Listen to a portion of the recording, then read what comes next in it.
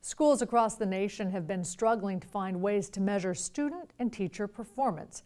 Faced with this issue, the Maryland State Department of Education partnered with CTAC to implement a system of teacher evaluation anchored in student learning objectives. Tim Satry reports.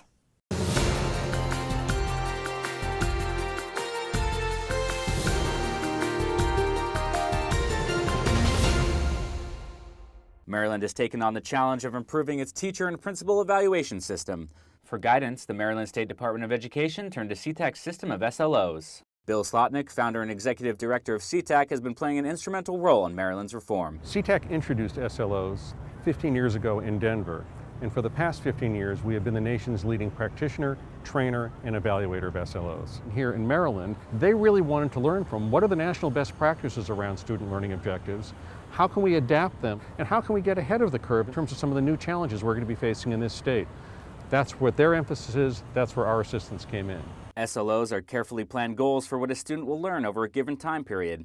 Far from routine, SLOs introduce a very precise process to help each teacher thoughtfully tailor instruction to meet each student's needs. We have 6 approaches to student academic growth that schools can look at and figure out which is the best approach. For the teachers in this school, it allows you to individualize your targets for students. What we found is that using test scores in themselves will do very little to improve instruction. They're a measure of student performance. So we gravitated towards SLOs as a methodology where you would be able to take information from various assessments and use that information to inform and then drive a conversation between a teacher and principal. SLOs help teachers and administrators think differently about curriculum and teaching methods in order to get to the core of individual student needs and their growth over time. 2014 National Teacher of the Year Sean McComb experienced this change firsthand. So we set a target, and then we have a midpoint check-in between the teacher and the administrator. And then at the end of the period of time, we meet with the administrator and we look at the data and we see where the students have made growth and to what degree have they met the target. And then that works into a rubric where we're able to see exactly where we fall and how the points work out based on student growth. Maryland took on a large challenge in switching over to SLO-based evaluation, but had the expertise of CTAC to help with the transition.